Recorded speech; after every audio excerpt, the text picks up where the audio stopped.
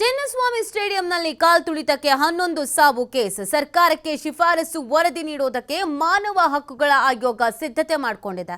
ಮೃತಪಟ್ಟವರಿಗೆ ಹೆಚ್ಚಿನ ಪರಿಹಾರವನ್ನು ನೀಡುವುದಕ್ಕೆ ಶಿಫಾರಸನ್ನು ನೀಡುವುದಕ್ಕೆ ಸಿದ್ಧತೆ ಮಾಡಿಕೊಳ್ಳಲಾಗಿದೆ. ಸರ್ಕಾರಿ ಅಧಿಕಾರಿಗಳ ನಿರ್ಲಕ್ಷ್ಯದಿಂದ 11 ಮಂದಿ ಅಮಾಯಕರ ಸಾವಾಗಿದೆ. ಅಮಾಯಕ ಅಭಿಮಾನಿಗಳ ಸಾವಿಗೆ ಸರ್ಕಾರ ಜವಾಬ್ದಾರಿಯನ್ನ ಹೊರಬೇಕಾಗತ್ತೆ. 70 ಲಕ್ಷಕ್ಕೆ ಪರಿಹಾರದ ಮೊತ್ತವನ್ನ ಹೆಚ್ಚಿಸಲಿಕ್ಕೆ ಶಿಫಾರಸನ್ನ ಮಾಡೋದಕ್ಕೆ ಸಜ್ಜಾಗಿರೋದು. ಈಗಾಗಲೇ ಸರ್ಕಾರ 10 ಲಕ್ಷ ಅಂತ ಅನೌನ್ಸ್ ಮಾಡಿದೆ. ಆದ್ರೆ 10 ಲಕ್ಷ ಸಾಕಾಗಲ್ಲ. ತಪ್ಪಾಗಿರೋದೇ ನಿಮ್ ಕಡೆಯಿಂದ. ಸರಿಯಾದ ಮಾಹಿತಿ ಇಲ್ಲದೆ ಇರೋದು, ಕಾರ್ಯಕ್ರಮವನ್ನ ನೆಟ್ಟಗೆ ಆಯೋಜನೆ ಮಾಡದೇ ಇರೋದು ಎಲ್ಲವೂ ಕೂಡ ನಿಮ್ಮ ಕಡೆಯಿಂದ ಆದಂತ ದೊಡ್ಡ ತಪ್ಪುಗಳು.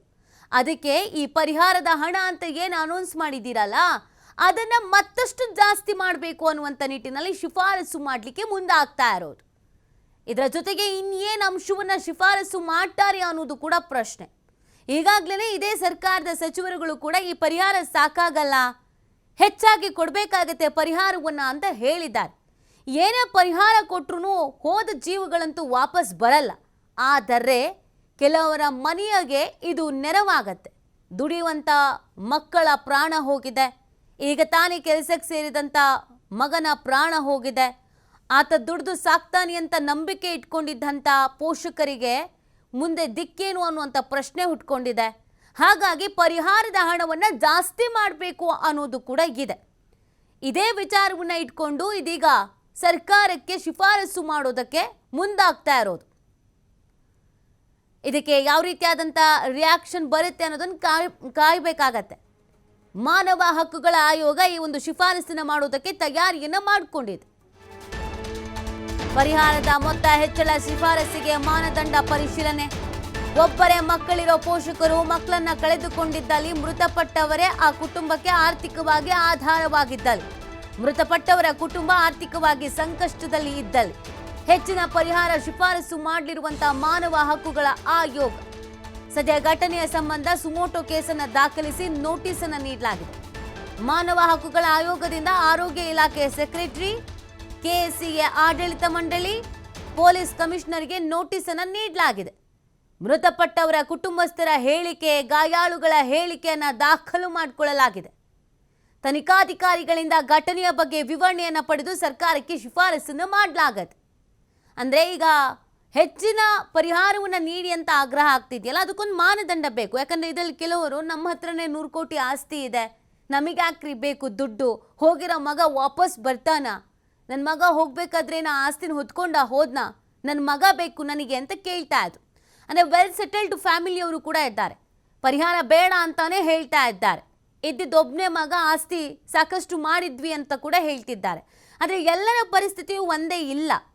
ಕಳ್ಕೊಂಡಿರೋ ನೋವು ಎಲ್ಲರಿಗೂ ಒಂದೇ ಆಗಿದ್ರು, ಬಟ್ ಪರಿಸ್ಥಿತಿಗಳು ಬೇರೆ ಬೇರೆ ರೀತಿಯಲ್ಲಿ ಇದೆ. ಕೆಲವ್ರ ಮನೆಯಲ್ಲಿ ಈಗ ತಾನೇ ಮಗ ಕೆಲಸಕ್ಕೆ ಸೇರ್ತಾ ಇದ್ದ, ಕಷ್ಟಪಟ್ಟು ಓದಿಸಿದ್ರು, ಇಂಟರ್ವ್ಯೂಗೆ ಹೋಗಿ ಬಂದಿದ್ರು, ಆತನೊಬ್ಬನೇ ಮನೆಯ ಆಧಾರ ಸ್ತಂಭ ಆಗಿದ್ದ. ಸೊ ಆ ಥರದ ಪ್ರಕರಣಗಳು ಕೂಡ ಇಲ್ಲಿದೆ. ಹಾಗಾಗಿ ಅದೆಲ್ಲವನ್ನು ನೋಡಿ ಯಾರಿಗೆ ಪರಿಹಾರ ಧನವನ್ನು ಕೊಡಬೇಕು, ಎಷ್ಟು ಕೊಡಬೇಕು, ಯಾರಿಗೆ ಮೊದಲ ಆದ್ಯತೆ ಕೊಡಬೇಕು, ಇದೆಲ್ಲವನ್ನು ಕೂಡ ನೋಡಿ ಮಾಹಿತಿ ಪಡ್ಕೊಂಡು ಅದಾದ ನಂತರ ಶಿಫಾರಸು ಮಾಡಲಿಕ್ಕೆ ಅಂತ ಮುಂದಾಗಿರೋದು. ಅದರ ಜೊತೆಗೆ ಈ ಪ್ರಕರಣದ ಜವಾಬ್ದಾರಿಯನ್ನು ಯಾರಾದ್ರೊಬ್ರು ಹೊತ್ಕೊಳ್ಳೇಬೇಕಲ್ಲ, ಅವ್ರ ಮೇಲೆ ಇವ್ರ ಮೇಲೆ ಅವರು ಹೇಳೋದನ್ನು ಹೊರತುಪಡಿಸಿ.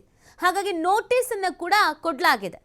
ಆಡಳಿತ ಮಂಡಳಿ, ಪೊಲೀಸ್ ಕಮಿಷನರ್ಗೆ ನೋಟಿಸನ್ನು ಕೊಡಲಾಗಿದೆ. ಈ ಬಗ್ಗೆ ಮತ್ತಷ್ಟು ಮಾಹಿತಿಯನ್ನು ನೀಡ್ತಾರೆ ನಮ್ಮ ಪ್ರತಿನಿಧಿ ಸಂತೋಷ್. ಪರಿಹಾರದ ಹಣ ಹೆಚ್ಚು ಮಾಡಬೇಕು ಅನ್ನುವಂಥ ಆಗ್ರಹ ನಿನ್ನೆಯಿಂದಲೂ ಕೇಳಿ ಬರ್ತಾ ಇತ್ತು. ಇದೀಗ ಮಾನವ ಹಕ್ಕುಗಳ ಆಯೋಗ ಶಿಫಾರಸಿಗೆ ಮುಂದಾಗಿರೋದು. ಈ ಶಿಫಾರಸಿನಲ್ಲಿ ಏನೆಲ್ಲ ಉಲ್ಲೇಖ ಮಾಡ್ಬೋದು, ಯಾವ ಮಾನದಂಡದಲ್ಲಿ ಈ ಪರಿಹಾರ ಹೆಚ್ಚಳ ವಿಚಾರಕ್ಕೆ ಸಂಬಂಧಪಟ್ಟಂತೆಗೆ ಚರ್ಚೆಗಳಾಗ್ಬೋದು?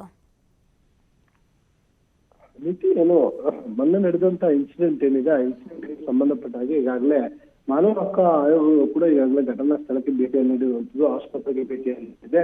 ಘಟನೆಯಲ್ಲಿ ಮೃತಪಟ್ಟಿದ್ರೇನೋ ಅವ್ರ ಕುಟುಂಬದವರು ಕೂಡ ಈಗಾಗಲೇ ಸಂಪರ್ಕವನ್ನು ಮಾಡಿ ಅವ್ರ ಜೊತೆ ಮಾತುಕತೆಯನ್ನು ಮಾಡಿರುವಂತದ್ದು. ಸೊ ಈ ಮಾನವ ಹಕ್ಕುಗಳ ಆಯೋಗ ಇಂತಹ ಇನ್ಸಿಡೆಂಟ್ ಗಳಾದಂತಹ ಸಂದರ್ಭದಲ್ಲಿ ಅದೇ ಸ್ವಯಂ ಚಾಲಿತವಾಗಿ ಬಂದು ಘಟನಾ ಸ್ಥಳಕ್ಕೆ ಭೇಟಿಯನ್ನು ನೀಡಿ ಸರ್ಕಾರಕ್ಕೆ ಈ ಬಗ್ಗೆ ಒಂದು ವರದಿಯನ್ನು ಕೊಡ್ತಾರೆ. ಸೊ ಅದೇ ರೀತಿ ಈ ವರದಿಯನ್ನು ಸಿದ್ಧಪಡಿಸ್ತಾ ಇರುವಂತದ್ದು. ಅದರ ಜೊತೆಗೆ ಈ ಘಟನೆಗೆ ಕಾರಣ ಏನು ಅನ್ನೋದ್ರ ಬಗ್ಗೆ ಮಾಹಿತಿಯನ್ನ ಕಲೆ ಹಾಕ್ಲಿಕ್ಕೆ ಏನು ಕಮಿಷನರ್ ಸೇರಿದಂತೆ ಆರೋಗ್ಯ ಇಲಾಖೆಯ ಸೆಕ್ರೆಟರಿ ಮತ್ತು KSPಗಳೇನಿದೆ ಕೂಡ ಈಗಾಗಲೇ ನೋಟಿಸ್ ಅನ್ನು ಕೂಡ ಜಾರಿ ಮಾಡಿರುವಂತದ್ದು. ಸೊ ಅವರ ಬಳಿ ಕೂಡ ಹೇಳಿಕೆಗಳನ್ನ ಪಡ್ಕೊಳ್ತಾರೆ. ಅವೆಲ್ಲರೂ ತೆಗೆದುಕೊಂಡ ನಂತರ ಸರ್ಕಾರದಿಂದ ಈಗಾಗಲೇ ಮೃತಪಟ್ಟ ಕುಟುಂಬಗಳಿಗೆ 10 ಲಕ್ಷ ಅಂತ ಹೇಳಿ ಹಣವನ್ನ ಘೋಷಣೆ ಆ ಹಣ ಘೋಷಣೆ ಮಾಡಿರುವಂತದ್ದು ಏನಿದೆ ಅದನ್ನು ಮತ್ತಷ್ಟು ಹೆಚ್ಚಳವನ್ನ ಮಾಡಬೇಕಾಗುತ್ತೆ. ಯಾರಿಗೆ ಮಾಡ್ಬೇಕು ಏನೋ ಅನ್ನೋದ್ರ ಬಗ್ಗೆ ಒಂದು ವರದಿಯನ್ನ ಕೊಡ್ಲಿಕ್ಕೆ ಈಗಾಗಲೇ ಮಾನವ ಹಕ್ಕುಗಳ ಆಯೋಗ ಸಿದ್ಧವಾಗಿದೆ. ಸೊ ಕೇವಲ 10 ಲಕ್ಷವನ್ನು ಕೊಟ್ರೆ ಮಗನ ಮೇಲೆ ಡಿಪೆಂಡ್ ಆಗಿದ್ದಂತಹ ಪೇರೆಂಟ್ಸ್ ಗಳಿದ್ರೆ ಅವನಿಂದನೇ ಇಡೀ ಮನೆ ನಡೀತಾ ಇದೆ ಅಂತ ಹೇಳಿದ್ರೆ ಮನೆ ಸಂಪೂರ್ಣ ಜವಾಬ್ದಾರಿ ಅವನನ್ನೇ ಅವಲಂಬಿತವಾಗಿದ್ದು ಅಂತ ಹೇಳಿದ್ರೆ ಅಂತ ಮಕ್ಕಳಿಗೆ ಮನೆಗೆ ಕೇವಲ 10 ಲಕ್ಷವನ್ನು ಕೊಟ್ರೆ ಆಗೋದಿಲ್ಲ. ಯಾಕಂತ ಹೇಳಿದ್ರೆ ಇನ್ನು 16 ವರ್ಷಗಳ ಕಾಲ ಅವರು ಕೂಡ ಬದುಕಬೇಕು. ಕೊಡುವಂತಹ 10 ಲಕ್ಷ ಯಾವಾಗ ಎಲ್ಲಿ ಹೇಗೆ ಖರ್ಚಾಗೋಗುತ್ತೆ ಅನ್ನೋದು ಕೂಡ ಗೊತ್ತಾಗಲ್ಲ. ಈ ಕಾರಣಕ್ಕೆ ಅದರ ಒಂದು ಪರಿಹಾರ ಮೊತ್ತವನ್ನು 20 ಲಕ್ಷಕ್ಕೆ ಏರ್ಸಿದ್ರೆ ಅದರಿಂದ ಒಂದಿಷ್ಟು ಏನೋ ಅವ್ರಿಗೆ ಅದನ್ನ ಎಫ್ಟಿ ಮಾಡ್ಕೊಂಡ್ರು ಅದನ್ನ ಇಟ್ಕೊಂಡ್ರು ವಯಸ್ಸಾದ ಮಕ್ಕಳು ಇಲ್ಲ ಶಾಲೆ ಓದುವಂತ ಮಕ್ಕಳಿದ್ರೆ ಅವರಿಗೂ ಏನೋ ಒಂದು ಫೀಸ್ ಈ ರೀತಿಯಾಗಿ ಬೇರೆ ಬೇರೆ ಇದಕ್ಕೆ ಅವ್ರಿಗೆ ಸಹಾಯ ಆಗುತ್ತೆ ಅನ್ನೋ ನಿಟ್ಟಿನಲ್ಲಿ ಮಾನವ ಹಕ್ಕುಗಳ ಆಯೋಗ ಒಂದು ವರದಿಯನ್ನ ಸಿದ್ಧಪಡಿಸ್ತಾ ಇದೆ. ಸಿದ್ಧಪಡಿಸಿ ಆದಷ್ಟು ಬೇಗ ಶೀಘ್ರದಲ್ಲೇ ಇದನ್ನ ಸರ್ಕಾರಕ್ಕೆ ಸಲ್ಲಿಕೆ ಮಾಡುವಂತದ್ದು ನೀತಿ. ಥ್ಯಾಂಕ್ ಯು ಸಂತೋಷ್ ತಮ್ಮ ಡೀಟೇಲ್ಸ್ಗಾಗಿ.